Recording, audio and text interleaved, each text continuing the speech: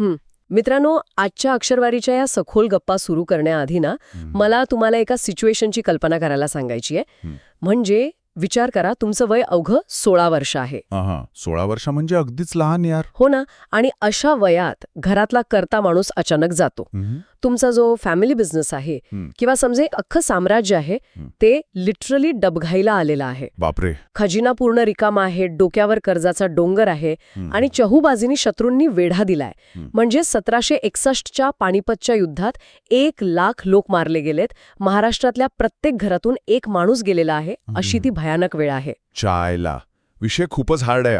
Exactly. आणि सर्वात भयंकर गोष्ट म्हणजे काय माहितीये, ज्यांच्यावर तुम्ही विसंबून राहायला पाहिजे ते तुमचे सख्खे चुलतेच तुमच्या पाठीत खंजीर खुपसायला टपलेले आहेत. आता मला सांगा, अशा वेळी एखादा 16 वर्षांचा पोरगा काय करेल? ऑनेस्टली अशा वेळी कुणीही कोलमडून पडेल यार. म्हणजे भल्यावाल्यांना घाम फुटेल असा हा सीन आहे. पण हा पोरगा कुलमला नाही.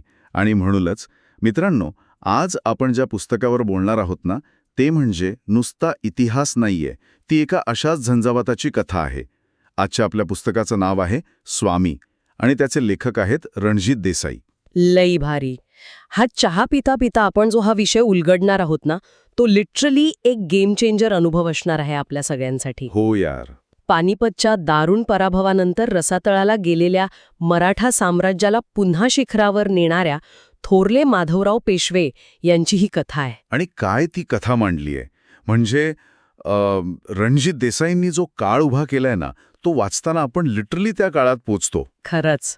विशेषतः पुस्तकाच्या सुरुवातीलाच येणारा तो शनिवारवाड्याचा गणेश महाल, तो सीन डोळ्यांसमोर इतका जिवंत होतो ना. महालाची ती भव्य आणि विस्तीर्ण रचना, लाकडी खांबांवरचं ते सुंदर नक्षीकाम, तो त्या काळातील कारागिरीचा एकदम नेक्स्ट लेवल नमुना आहे बघ.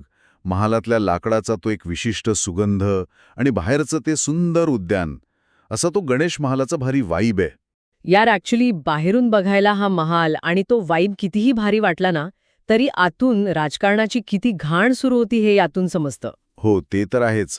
माधवरावांना पेशवाईची वस्त्रे मिळाली खरी, पण हाती काय आलं तर रिकामा खजिना. म्हणजे विचार कर, सैन्याला पगार द्यायला सुद्धा पैसे नव्हते त्यांच्याकडे.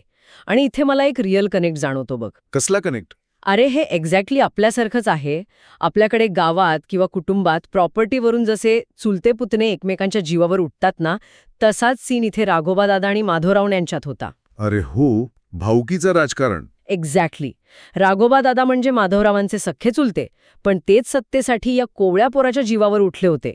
घराण्यातील हा गृहकलह आजच्या काळातल्या फॅमिली डिस्प्यूट सारखाच रिलेटेबल वाटतो. फक्त इथे प्रॉपर्टी होती अख्खं मराठा साम्राज्य. कालच यार. आणि इथेच आपल्याला एक जबरदस्त लेसन मिळतो संकटाच्या काळात जबाबदारी कशी पेलायची. माधवरावांचा माइंडसेट किती सिरियसली भारी होता याचा विचार करतो. हो ना. बाहेरून निजाम, हैदर अली टपून बसलेत आणि घरात राघोबादादा, आनंदीबाई आणि सखारामबापू बोकील राजकारण करत आहेत.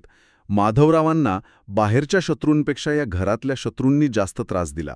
आणि मला नेहमी प्रश्न पडतो की या माणसाने सगळं हँडल कसं केलं असेल. कारण बाहेरच्या शत्रूला तू मैदानावर हरवू शकतोस, पण सिरियसली जेव्हा घरातलेच लोक तुमच्या विरोधात कारस्थाने करतात तेव्हा माणूस आतून किती तुटतो नाही. ती मानसिक ओढाताण कशी सहन करायची. खूप भयानक आहे ते. पुस्तकात असे अनेक प्रसंग आहेत जिथे राघोबादादांनी लिटरली निजामाशी हात मिळवणी केली, स्वतःच्याच राज्यावर चालून आले. हा स्वार्थीपणा आणि भोळसटपणा वाचून ओ माय गॉड लिटरली चीड येते बघ. I know right. स्वतःच्याच राज्याला लुटायला निघालेला हा चुलता. पण माधवराव डगमगले नाहीत. त्यांनी अतिशय संयमाने हा लढा हाताळला. तरीही त्यांनी राघोबादादांना कायम सन्मान दिला. हे त्यांच्या मोठ्या मनाचं लक्षण आहे. हो, म्हणजे सकाळी युद्धाच्या मैदानावर चुलत्याशी लढायचं आणि संध्याकाळी त्याच चुलत्याला आदराने जेवायला वाढायचं. हा इमोशनल कंट्रोल नेक्स्ट लेव्हल आहे. अरे थांबा एक मिनिट. काय झालं? मित्रांनो, आपण इतक्या भारी लप्पा मारतोय पण अजून सबस्क्राईब नाही केला अक्षरवारीला. आत्ताच करा. दर आठवड्याला नवीन भाग येतो आपला.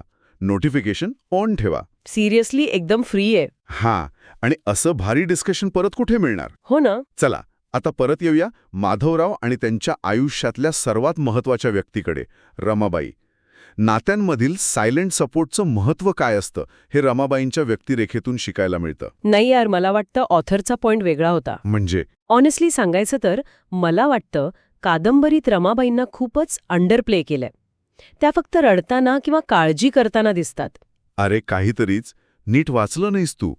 रमाबाईंची तीच तर ताकद होती. ओके, सांग तुझं व्हर्जन. पण माझं म्हणणं असं आहे की त्याच काळात अवहिल्याबाई होळकर किंवा ताराबाईंसारख्या स्त्रिया होत्या ज्यांनी स्वतः राज्यकारभार चालवला. मग रमाबाईंनी सुद्धा राजकारणात ॲक्टिव्ह व्हायला हवं होतं ना. त्या खूपच पॅसिव्ह वाटतात मला. अरे पण तू परिस्थिती समजून घे ना. ज्या स्त्रियांची तू नावे घेतलीस त्यांच्यावर ती वेळ आली होती म्हणून त्यांनी तसं केलं. इथे माधवराव समर्थ होते. आणि माधवरावांचा स्वभाव कसा होता? रागीट आणि करारी. एक्झॅक्टली. ते प्रचंड करारी आणि करारी होते. सतत युद्धाचे डावपेच, तो राघोबादादांचा सततचा मनस्ताप आणि वरून त्यांना अगदी तरुण वयातच जडलेला क्षयरोगाचा भयानक आजार, या सगळ्या आगीत माधवराव आतून जळत असायचे. हा पॉइंट आहे खरा. उडाला असता. हो, तेही खरंच आहे. माधवरावांच्या रागीट मनावर रमाबाईंची उपस्थिती म्हणजे एक थंड मलम होती. रमाबाईंचा तो शांत, सोशिक आणि त्यागी स्वभाव माधवरावांना त्यांचा माइंडसेट शांत ठेवायला मदत करायचा.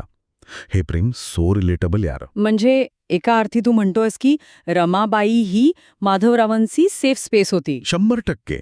राजकारणाच्या घाणीतून बाहेर आल्यावर मोकळा श्वास घेण्याची जागा. That actually makes a lot of sense. कारण जेव्हा आपण पुढचा टप्पा बघतो ना, तेव्हा या सपोर्टचं खरं मोल समजतं. आणि इथे आपल्याला एक खूप मोठा टेकअवे मिळतो. कर्तव्यापुढे मरणही दुय्यम. माधवरावांचा तो आजार. हो, माधवरावांना वयाच्या 20-25तच क्षयरोगाने म्हणजे टीबीने गाठलं आणि मृत्यू दारात उभा असतानाही हा माणूस राज्याची चिंता करत होता. ती थेऊरच्या मुक्कामी आलेला माधवरावांचं शेवटचं पर्व, ते वर्णन वाचताना ओ माय गॉड, लिटरली रडायलाच येतं बघ. हो यार, तो क्लायमॅक्स खूपच हेरवण दाखवणार आहे. वयाच्या अवघ्या 27व्या वर्षी माधवरावांनी प्राण सोडले आणि त्यानंतर चितेवर माधवरावांचं मस्तक मांडीवर घेऊन बसलेल्या रमाबाई. बापरे. आकाशात झेपावणाऱ्या त्या भयानक ज्वाला आणि त्या ज्वालांच्या सोबतीने फडकणारा रमाबाईंचा तो पांढरा रेशमी पदर, हे देसाईंनी इतकं जिवंत लिहिलं ना की काळजाचा ठोका चुकतो. खरंच, इतक्या कमी वयात एका माणसाने स्वतःच्या सुखाचा त्याग करून रयतेसाठी आणि दौलतीसाठी स्वतःला जाळून घेतलं. आजच्या काळात असं डेडिकेशन बघायला मिळणं दुर्मिळ आहे. एकदम दुर्मिळ. आपण छोट्या छोट्या गोष्टींनी फ्रस्ट्रेट होतो, पण या माणसाने मृत्यूसमोर दिसत असतानाही राज्याची घडी विस्कटू दिली नाही आणि त्यांनी काही मूल्य प्रस्थापित केली. शिस्त आणि मूल्यांची जपणूक. माधवरावांचा न्याय प्रचंड कडक होता.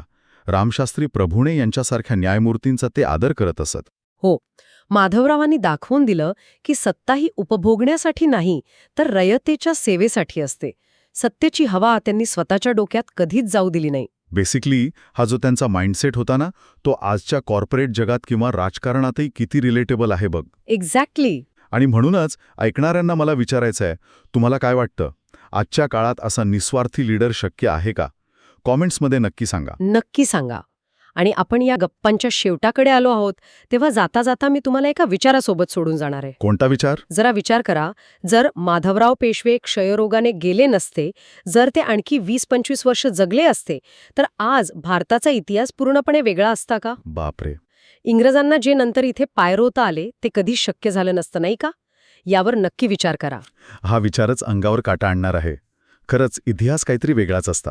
म्हणूनच हे पुस्तक सर्वांनी नक्की वाचा. तुमचा पर्स्पेक्टिव्ह बदलेल, गॅरंटेड. आणि हो, कमेंट करा आजच्या चर्चेतला कुठला पार्ट तुम्हाला सगळ्यात रिलेटेबल वाटला. पुढच्या भागात एक और मस्त पुस्तक येतंय, ते मिस करू नका. बाय. जय महाराष्ट्र. थँक्यू. जय महाराष्ट्र.